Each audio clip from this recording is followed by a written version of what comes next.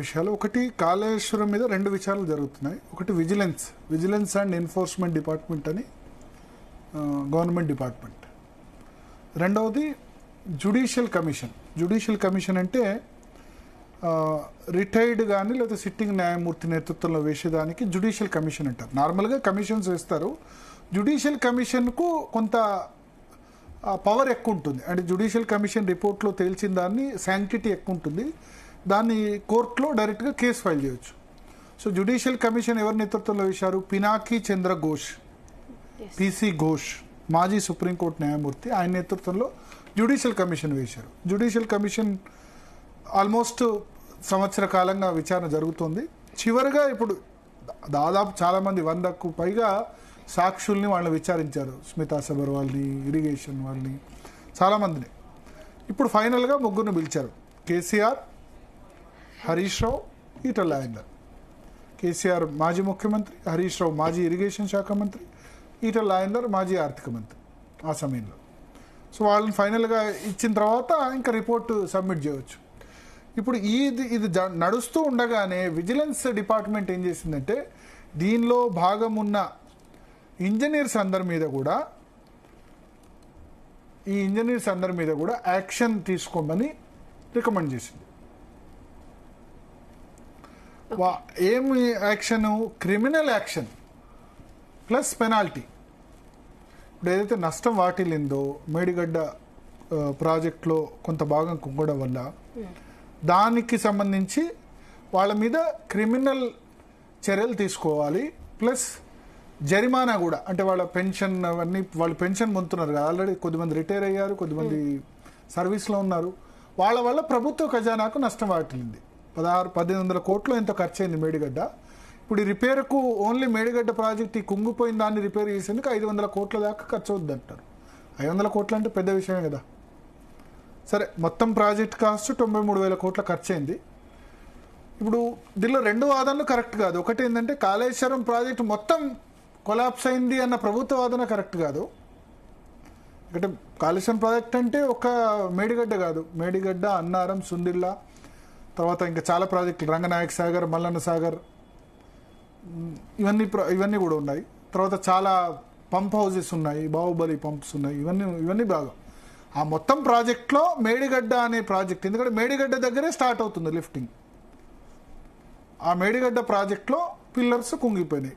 దాదాపు వర్త్ 500 నుంచి 1000 కోట్ల రూపాయల నష్టం బహుశా దాన్ని రిపేర్ చేయడానికి అవుతుందేమో, ఖర్చు ఎంత అని. సో దానివల్ల కొంత అన్నారం, సుందిల్లో కూడా ఏదో ప్రాబ్లం ఉంది అని చెప్పారు. బొంగ అయింది కొంత. కొద్దిమంది ఏమంటారంటే కొత్తగా ప్రాజెక్ట్ కట్టినప్పుడు ఇది పాసిబుల్ అంటారు. అయితే ఒకటి, మేడిగడ్డ ప్రాజెక్టు కుంగడం అన్నది, అంటే ఇటీవల కాలంలో ప్రాజెక్టు కట్టిన 3-4 సంవత్సరాలకే కుంగడం అన్నది ఏది జరగలేదు ఈ మధ్య కాలంలో కట్టిన ప్రాజెక్టులో. అందులో ప్రతిష్టాత్మకంగా కేసీఆర్ రీడిజైన్ చేశారు కాబట్టి. సో అక్కడ ఈ మనకు సమస్య వచ్చింది. సో ఇప్పుడు ఆ ప్రాజెక్టు కుంగినందుకు, లేకపోతే అంత నష్టం ప్రభుత్వానికి నష్టం వాటినందుకు ఎవరో ఒకరిని అకౌంటబుల్ చేయాలి. ఇక్కడ అకౌంటబుల్ ఎవరు చేయాలి? పొలిటికల్ లీడర్షిప్పా, ఇంజనీర్సా? రాజకీయ నేతలు ప్రాజెక్టు కట్టమంటారు. సో కట్టినప్పుడు దాన్ని చూసుకోవాల్సిన ప్రధాన బాధ్యత ఇంజనీర్స్ది. రీడిజైన్ చేస్తే కనుక దాన్ని వాళ్ళ అప్రూవల్, రాజకీయ నాయకుడు ఏదంటే అది అప్రూవల్ చేయకూడదు కూడా. ప్లస్ కాంట్రాక్ట్ సంస్థది కూడా రెస్పాన్సిబిలిటీ ఉంటుంది. కానీ కాంట్రాక్ట్ సంస్థ ఆషామాషి సంస్థ కాదు. L&T, లార్సన్ అండ్ టూబ్రో, ప్రపంచంలోనే మీకు ప్రఖ్యాతిగాంచిన ఇంజనీరింగ్ సంస్థ. ఆల్తూ ఫాల్తూ కంపెనీ అయితే కాదు. మన హైదరాబాద్ మెట్రో కట్టింది ఎవరు? L&T ఆపరేట్ చేస్తుంది కదా. సో అటువంటి కంపెనీ చేసిన దానిలో ఎందుకు ఇక్కడ ప్రాబ్లం జరిగిందనేది ఇప్పుడు దాని మీద ఇన్వెస్టిగేషన్ జరుగుతుంది. సో ఆ ఇన్వెస్టిగేషన్ పిసి ఘోష్ కమిషన్ జరుగుతుండగానే ఇది vigilance and enforcement committee report leak చేసింది గవర్నమెంట్. ఎందుకంటే నెగటివ్ అది. సో అల్టిమేట్గా ఇక్కడ ఏంటంటే ఈ పాలక ప్రతిపక్షాల మధ్యలో గొడవలో ప్రజలు నష్టపోకూడదు. ప్రాజెక్టు కట్టారు, 93,000 కోట్లు ఖర్చు చేశారు. ఇప్పుడు వాళ్ళు 9 దగ్గర కట్టాలా, మేడిగడ్డ దగ్గర కట్టాలా అన్నది అయిపోయింది. మేడిగడ్డ దగ్గర కట్టేశారు. మళ్ళీ వీళ్ళు 9 దగ్గర కడతారా తెలియదు. కానీ ఆ 9 ఎట్టి దగ్గర కట్టేందుకు ఇంకో 2-3 సంవత్సరాలు పడుతుంది. ఓకే. ఆలోపు పబ్లిక్ రైతులకు నీళ్లు వచ్చే బాధ్యత చూసుకోవాలి. ఇప్పుడు కాళేశ్వరం ప్రాజెక్టు వర్షం పడ్డ సంవత్సరాలు ఓకే, వర్షం పడకపోతే ఒకటి. రెండోది ఏంటంటే ఫస్ట్ ఇయర్ కొంత ప్రాబ్లం అయింది. మొన్న సంవత్సరం కొంత అంటే పార్లమెంట్ ఎలక్షన్ ఉన్న సంవత్సరంలో 2023-24లో కొంచెం వర్షపాతం తక్కువ వల్ల కొంత ప్రాబ్లం అయిన మాట వాస్తవమే. ఎస్పెషల్లీ కృష్ణా బేసిన్లో ఇంకెక్కువ ప్రాబ్లం అయింది. సో కాళేశ్వరం ప్రాజెక్టులో భాగంగా అనేక ఉన్నాయి రిజర్వాయర్లు. దాని వాటర్ ఇప్పుడు కేసీఆర్ ఫామ్ హౌస్ దగ్గర దాకా కూడా వస్తుంది. సిద్దిపేట, మెదక్ అన్ని జిల్లాల్లో కూడా ప్రయోజనం ఉంది.